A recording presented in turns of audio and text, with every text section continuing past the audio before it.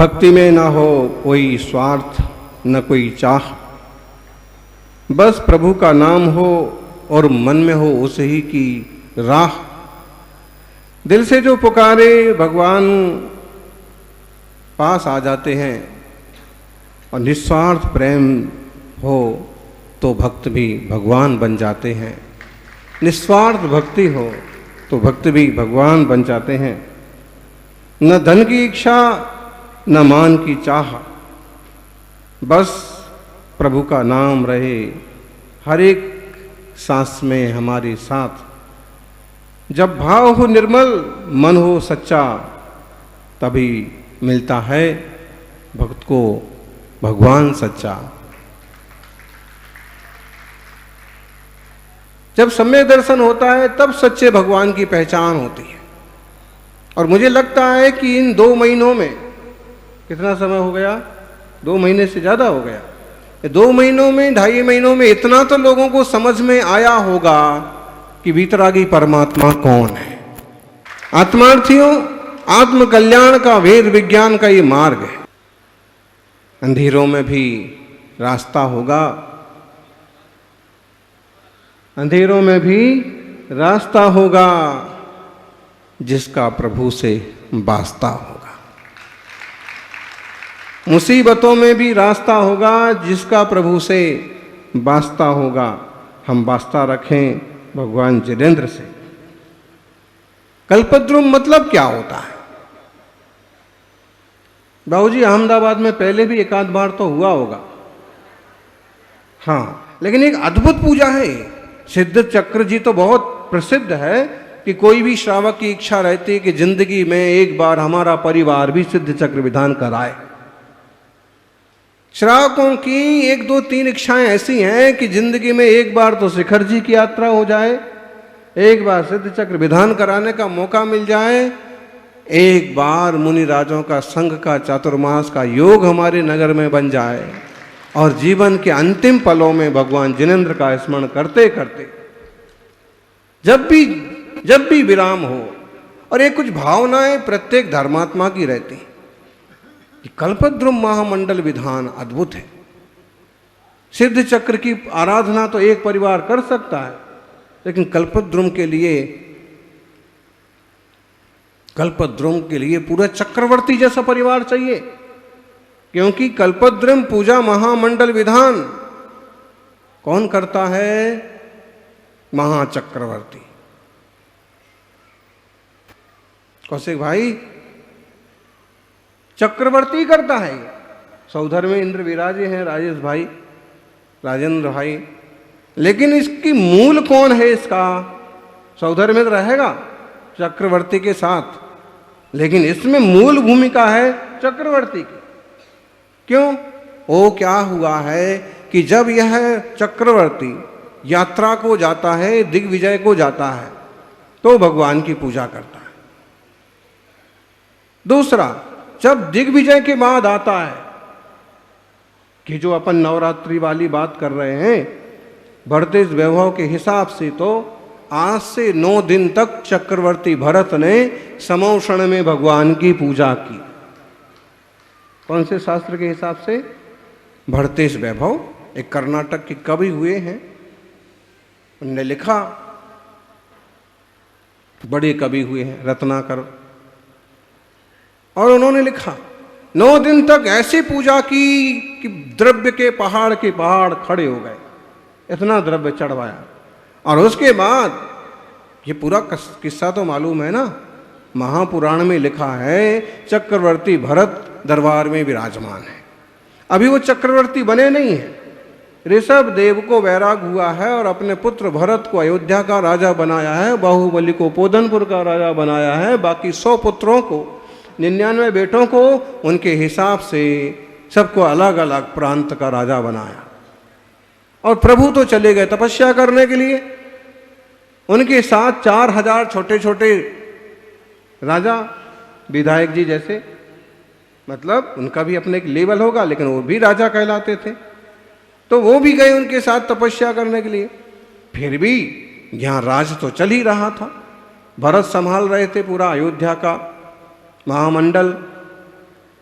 इसी बीच में होता क्या है कि एक दिन एक दूत आता है और खुशी से नाचता हुआ संदेश सुनाता है, महाराज की जय हो, आपको पुत्र रत्न की प्राप्ति हुई है। बताइए, परिवार में अगर पहली बार संतान हो और उसमें भी पुत्र हो और राजाओं के यहाँ, कितनी खुशी होगी। क्योंकि आजकल तो कन्या की उपलब्धि पर भी लोग खुश होते हैं, होना चाहिए। चक्रवर्ती बहुत खुश हुए और उन्होंने अपना सोने का हार निकाल के दे दिया।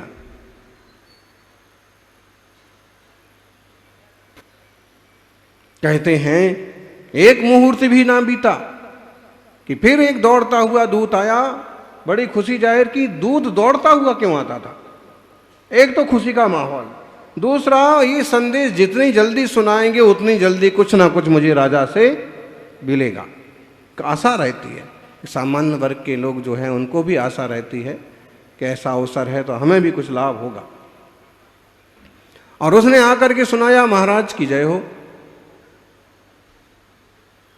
आयुधशाला में, शास्त्रागार में चक्र रत्न उत्पन्न हुआ है। चक्र रत्न का पैदा होने का मतलब क्या है? आज अपने देश में समझ लो कि बड़े बड़े अगर युद्ध के पोत हैं, विमान हैं, मिग है, राफेल है, तो ऐसे लगता है देश को, देशवासियों की कोई बहुत बड़ी शक्ति हमारे पास है भी। तो चक्र रत्न का उत्पन्न होने का मतलब क्या है? इसका मतलब है कि सबसे बड़ी शक्ति इनके पास है। अब इस शक्ति के बल पर ये निश्चित है कि इस शक्ति के बल पर ये पूरे 6 खंड पर राज कर सकते। इतनी बड़ी खुशी, चक्रवर्ती तो और खुश हो गए। अंदाज तो था, लेकिन चक्र रत्न उत्पन्न होते तो सुनिश्चय हो गया कि चक्रवर्ती बनेंगे, दिग्विजय होगी। उनने खुशी खुशी उसको भी अपना एक हार निकाल के दे दिया। यानी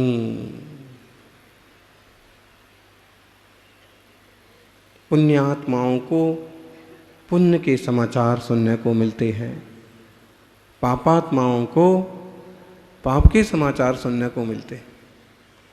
अथवा जब तीव्र पुण्य का उदय होता है तो अच्छे अच्छे समाचार आते हैं।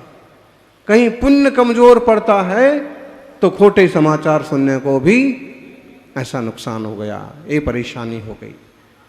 चक्रवर्ती महान पुण्यात्मा थे, पिछले 9-10 भाव की साधना थी उनकी भी। बाबूजी, ऋषभदेव भगवान के साथ में ये जीवों का, वो कहानी अपन बीच में ले लेंगे एक आध दिन। ये जो जीव हैं इन सबों का 10 भाव से संबंध था। आज अपना सबका एक साथ यहाँ बैठने का मन बना है, किसी ना किसी जन्म का संबंध होगा। नहीं तो इतने ही लोगों का मन क्यों बना? कहीं ना कहीं हम सौभाग्यशाली हैं। तो एक समाचार और अच्छा सुनने को मिला जिसका इंतजार था। प्रभु तपस्या कर रहे हैं और प्रभु तपस्या में बैठे हैं कि उधर भाई अनंत वीर्य का मोक्ष हो गया, केवल ज्ञान हो गया, उधर बाहुबली का केवल ज्ञान हो गया, लेकिन पिता ऋषभदेव का अभी तक केवल ज्ञान नहीं हुआ। चक्रवर्ती को इसकी बड़ी चाह थी और हाथों हाथ एक मुहूर्त बीता नहीं कि फिर नाचता हुआ दूत आया और कहा कि सौधरों आदि देवता कैलाश पर्वत पर पहुंच चुके हैं, भगवान ऋषभदेव को केवल ज्ञान कल्याणक की प्राप्ति हुई। इतनी बड़ी बात है, जन्म जन्म का झंझट खत्म होने वाला है। केवल ज्ञान का मतलब है मोक्ष पक्का है, और केवल ज्ञान का मतलब है हम सबको दिव्य ध्वनि सुनने को मिलेगी। केवल ज्ञान का मतलब है समोषण लगा करेगा, समोषण में बैठ करके आत्म कल्याण के सूत्र हमें भी मिलेंगे। चक्रवर्ती बहुत खुशी, आसन से खड़े हो गए, 7 कदम चल के अपनी सभा में जमीन पर लेट के नमस्कार किया। कैसा बहुमान होता है। कुछ श्रावकों को देखना, वो मुनिराज को देखते हैं और एकदम गदगद हो जाते हैं, खुश खुश हो जाते हैं। जहाँ मिल जाएं, ये वागड़ के लोग तो अगर वो हाईवे पर भी मिल जाए ना तो वहीं लौट जाएंगे, भले पीछे 25 गाड़ी आ रही हो, भले जाम लग जाए तो लेकिन तो ऐसा बहुमान देव शास्त्र गुरु के प्रति बड़े भाग्य से आता है। सौभाग्यशालियों, चक्रवर्ती को बड़ा आनंद हुआ।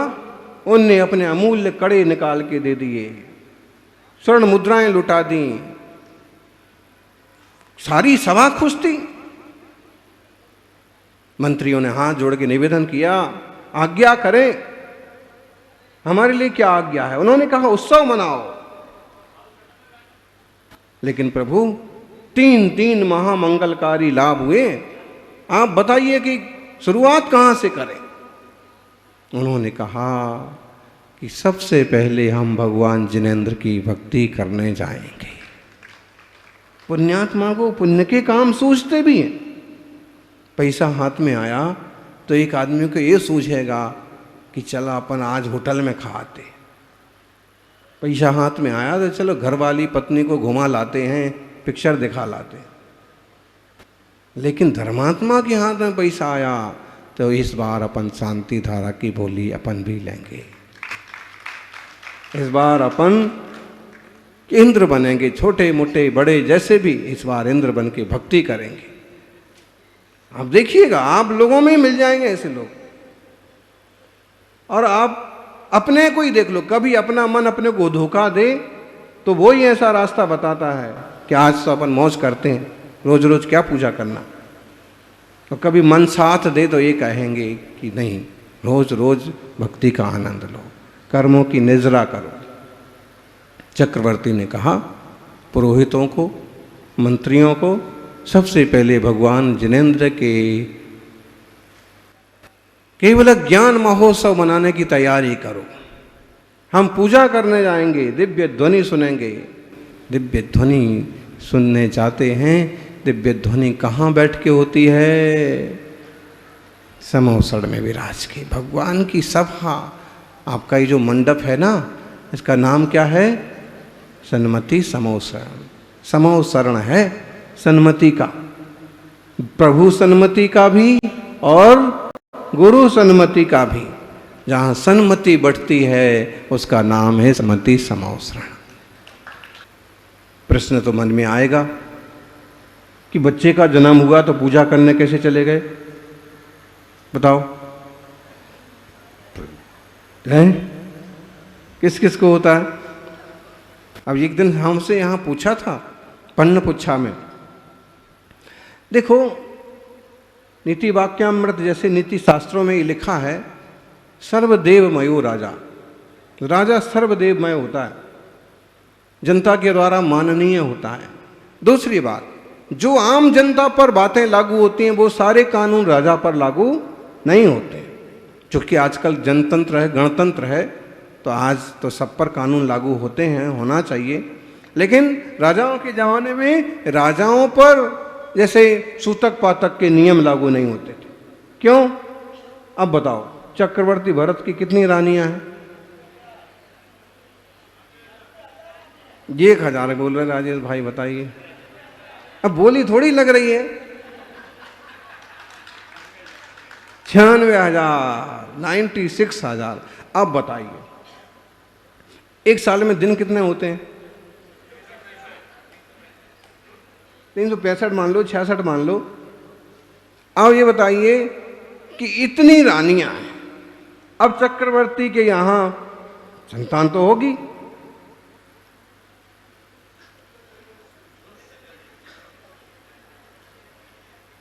बताओ, ऐसा मुश्किल से कभी ऐसा अंतर पड़े कि हर 8वें 10वें रोज समाचार मिलेगा ही मिलेगा। अब इतना बड़ा परिवार, अभी यहाँ देख लो, जैसे किसी का बड़ा परिवार हो जाता है, होता है। जैसे अब समझ लीजिए कटारिया जी का, कासलीवाल जी का शाह परिवार, बड़ा परिवार हो गया। कैसे परिवार हो गया?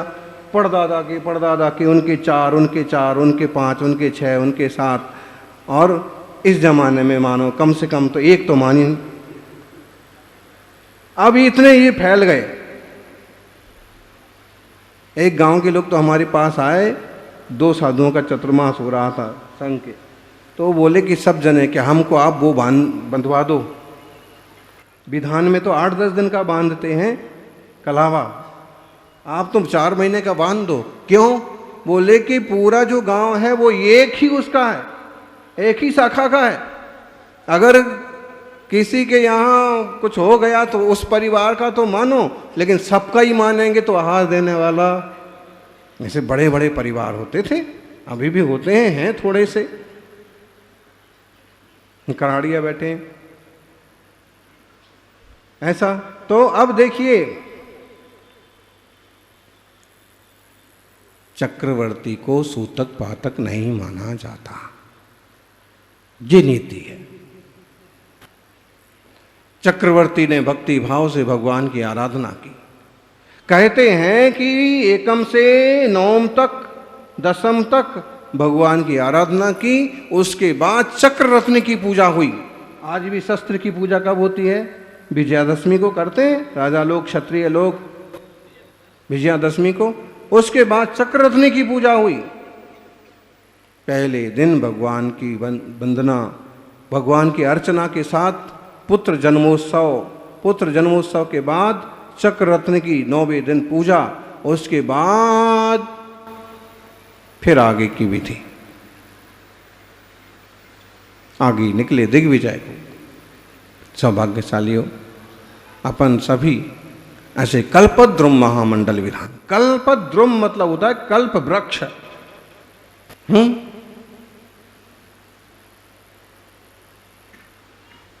कल्प वृक्ष किसे कहते हैं? तीसरे काल में, दूसरे काल में, पहले काल में, सुखमा काल में, जब कर्म भूमि नहीं थी, भोग भूमि थी, इस तरह के वृक्ष होते थे कि उनसे जो मांगो वो मिल जाता था, जो जरूरत है वो वृक्षों से उपलब्ध हो जाता था। ऐसे ही कल्पद्रुम मतलब वृक्ष, जिससे जो आपकी कल्पना है वो फल प्राप्त हो जाए, ऐसा महामंगलकारी पूजा विधान। अब लोग परेशान तो रहते हैं, बोले व्यापार में अड़चन आ रही है, बोले बेटी के विवाह में अड़चन आ रही है। अरे ज्ञानी, थोड़ा पुण्य कमाओ, भक्ति कर लो।